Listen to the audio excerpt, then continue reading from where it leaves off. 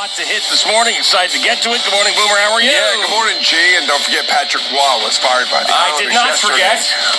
On Easter, which was amazing. I mean, he's a huge Jesus guy, right? So that really had to hurt him. Yeah, I don't know. I have no idea about that. I don't know where you got that from. I don't know. It just sounded like it was a thing to say. Yeah. Okay. Yep. Yeah. I mean, a huge Jesus guy. Well, you get fired on Easter. I just thought that would be really, like, if he was like super into it, then that would have been even worse. One of those things. Because you're like, here he is. It's a big holiday for him, and then he gets fired on Easter. But these NHL coaches, they're the most. The managers in baseball and the NHL coaches, it's just like whatever. You fire a guy with 4 games left when you're still in a playoff spot.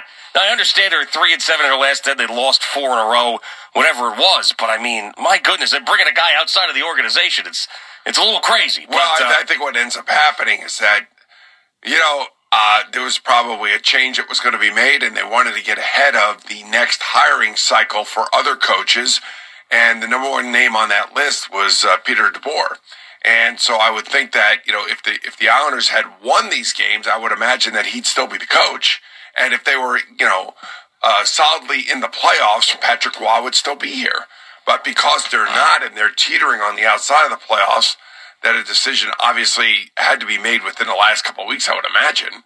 And then it was just a matter of getting ahead of next year's hiring cycle and hiring the guy that everybody would have wanted.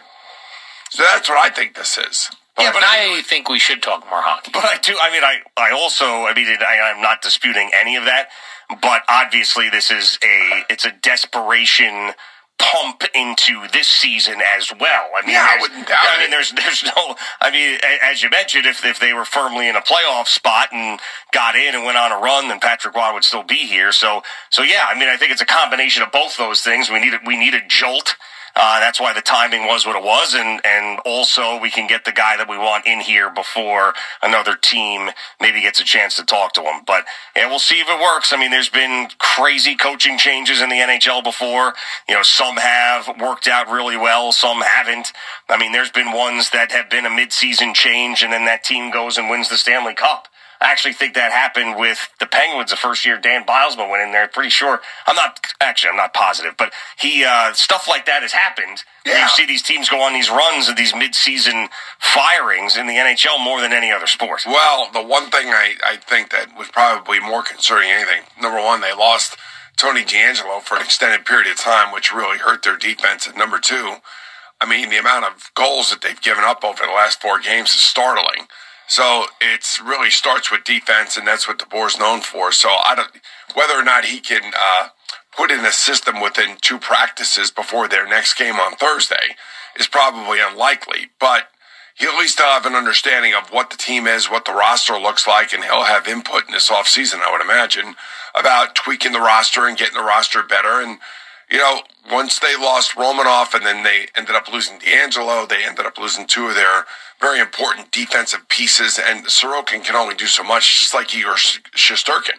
You can only do so much. I mean, if you're going to be facing 35 shots every night, it's not going to be easy. So, it's unfortunate when people lose jobs. Nobody likes that.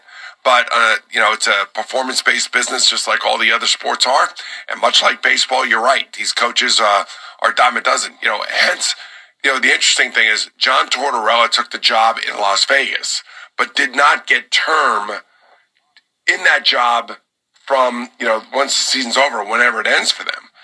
In this case, in my view, I think Peter DeBoer definitely got term. So I think he's got at least 3 years after this point here on his contract, which would mean that I think the Islanders are paying him for 3 years, and they're going to have to pay Patrick Waugh for another 2 years.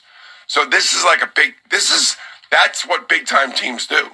They spend money and they try to fix what they believe is a mistake and basically do it to try to enhance not only the team now, but moving forward.